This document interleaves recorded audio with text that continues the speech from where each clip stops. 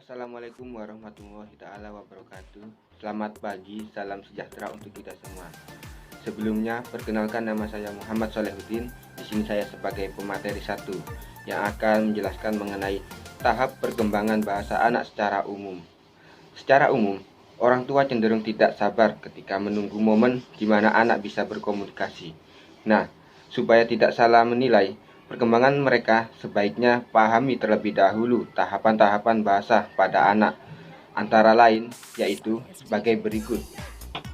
Yang pertama, tahapan bahasa untuk usia 0 hingga 3 bulan. Biasanya bayi yang ada pada usia ini hanya akan berkomunikasi dengan cara tersenyum, menangis, dan juga coing, mendekuk. Yang kedua, tahapan bahasa untuk usia 3 hingga 4 bulan. Bahasa yang berada pada usia ini biasanya mulai berkomunikasi dengan lebih banyak gestur. Contohnya, mereka akan menghela nafas, mendengus, menjerit, tertawa, dan bahkan menangis dengan nada suara yang berbeda. Yang ketiga, tahapan bahasa untuk usia 4 bulan hingga 6 bulan. Bayi yang sudah melewati 2 tahap perkembangan akan mulai mengatakan beberapa silabel untuk berkomunikasi. Bayi dalam usia ini juga sering meniru suara dan membicarakan dengan cara yang lebih singkat seperti ga atau ba atau silabel singkat lainnya. Yang keempat, perkembangan bahasa bayi usia 6 bulan hingga 7 bulan. Mereka juga mulai mengeluarkan suara yang memanggil keberadaan Anda seperti a, bo, dan lainnya. Yang kelima, tahapan bahasa untuk usia 8 bulan hingga 9 bulan. Bayi mengucapkan kalimat yang lebih panjang, yaitu kalimat yang terdengar seperti percakapan orang sudah dewasa. Contohnya adalah baba, mama, atau kata lainnya. Yang keenam, tahapan bahasa untuk usia 10 bulan hingga 11 bulan. Usia 10-11 bulan bisa disebut sebagai langkah awal anak-anak untuk berkomunikasi dengan lebih baik. Komunikasi tidak hanya berupa bahasa, akan tetapi bisa juga berupa ekspresi suatu tujuan dan situasi tertentu. Yang ketujuh, tahapan bahasa untuk usia 12 bulan hingga 18 bulan. Perkembangan bahasa anak usia dini pada tahapan ini cenderung tidak terlihat. Pasalnya, bayi akan mengatakan beberapa kata yang mereka tahu maknanya. Yang ke-8, tahapan bahasa untuk usia 18 bulan hingga 2 tahun. Bertambahnya kosakata yang digunakan untuk berkomunikasi, biasanya anak mulai menyusun 2 kata atau lebih. Sekian dari saya, materi selanjutnya akan disampaikan oleh rekan saya. Terima kasih. Assalamualaikum warahmatullahi wabarakatuh. Perkenalkan, nama saya Mariatul Giftia Wasila sebagai pemateri kedua yang akan menjelaskan tahap perkembangan anak menurut beberapa ahli. Tahap perkembangan anak menurut beberapa ahli. Menurut Robert Hevikhurst, perkembangan pada anak dipengaruhi oleh faktor penting yaitu lingkungan. Robert berfokus pada tempat di mana anak tumbuh dan meliputi keadaan dalam lingkungan tersebut. Yang kedua, menurut Herlock. Menurut Herlock, perkembangan merupakan rangkaian perubahan progresif yang terjadi sebagai akibat dari interaksi atau pengalaman. Yang ketiga, menurut Sigmund Freud, anak mencari kesenangan dari energi yang dimiliki.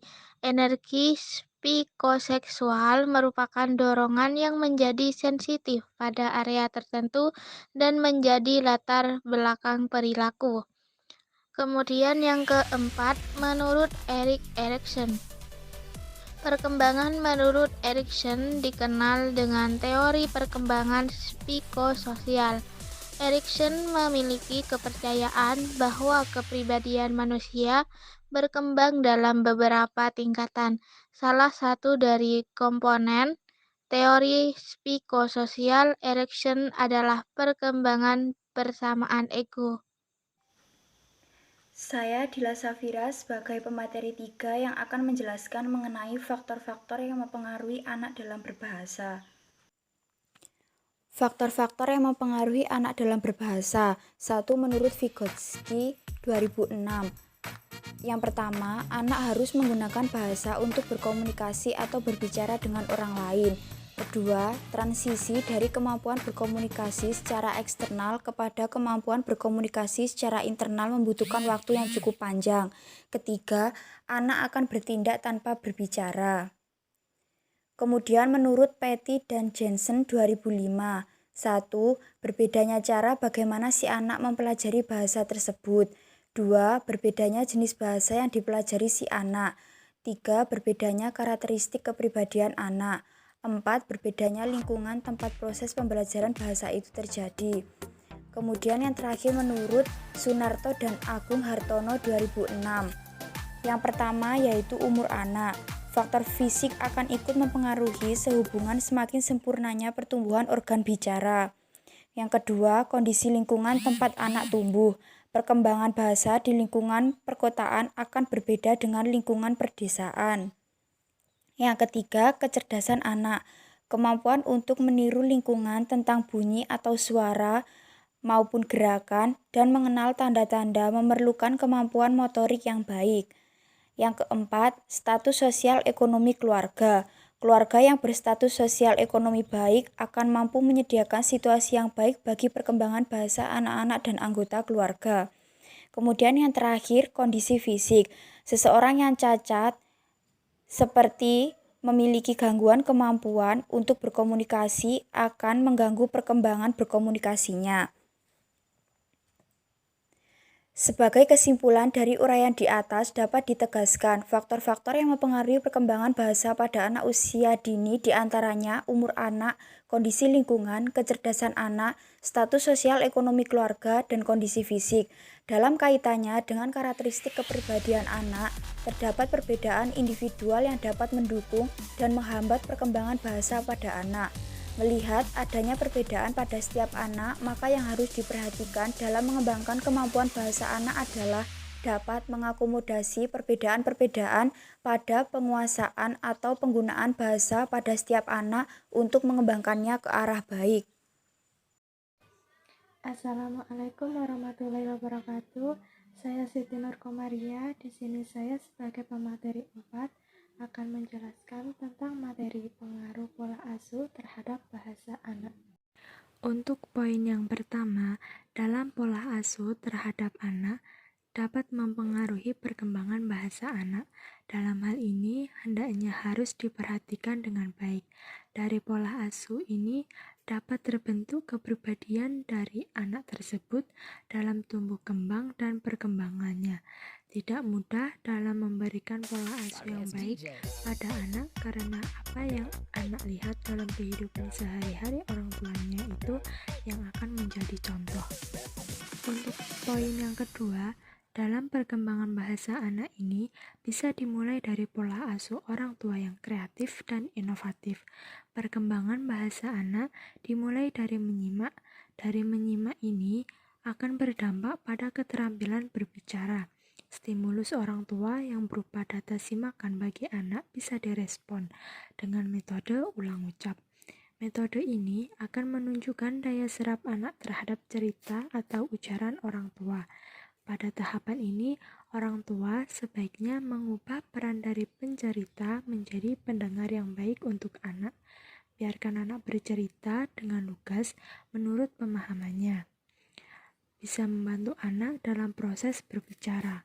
Orang tua jangan memaksa anak untuk bercerita sesuai dengan gaya penceritaan orang tua, karena hal itu akan membuat jiwa anak tertekan dan terhambat daya kreativitasnya dalam berbahasa.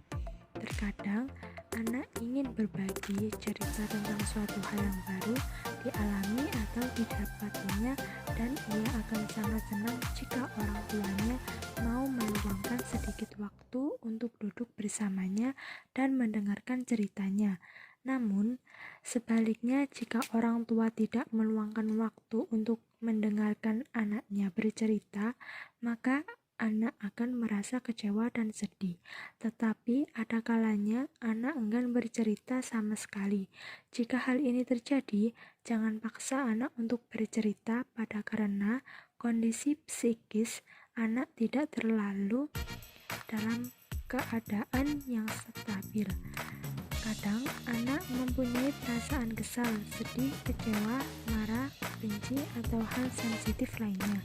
Tetapi, jika orang tua melakukan komunikasi intrapersonal terhadap anak, hal ini menjadi solusi alternatif untuk mengatasi sensitivitas anak tersebut.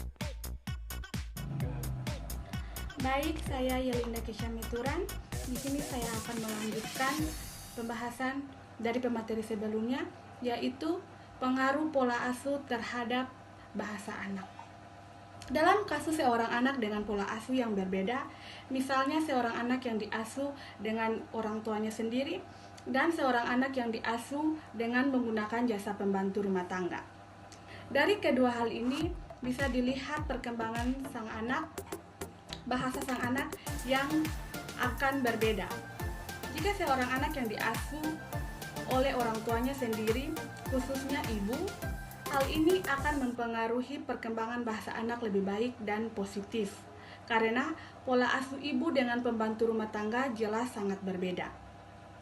Ibu akan memberikan hal yang terbaik untuk anaknya, tetapi tidak semua pembantu rumah tangga melakukan hal yang sama, kecuali pembantu rumah tangga yang memang sudah mendapatkan pendidikan sebelumnya dalam suatu tempat yang menampung banyak pekerja untuk pembantu rumah tangga atau agen. Sekian penjelasan saya. Assalamualaikum warahmatullahi wabarakatuh. Disampaikan. Sekian dari presentasi kami. Dapat ditarik kesimpulannya, dalam perkembangan bahasa anak terdapat beberapa tahapan-tahapan di dalamnya, yaitu dari usia 0 sampai 12 tahun anak memiliki perkembangan bahasa yang sangat signifikan, dan adapun faktor-faktor yang mempengaruhi anak dalam berbahasa antara lain yaitu dari faktor sosial, faktor lingkungan, faktor keluarga, dan faktor kondisi fisik anak. Dan juga ada pun pengaruh pola asuh terhadap bahasa anak. Jadi dalam pola asuh itu bisa dari orang tua, bisa dari kerabat, dan ataupun bisa dari guru kita sendiri. Mungkin itu saja yang bisa kami sampaikan. Kurang lebihnya kami sebagai kelompok mengucapkan mohon maaf sebesar-besarnya. Akhir kata, wassalamualaikum warahmatullahi wabarakatuh.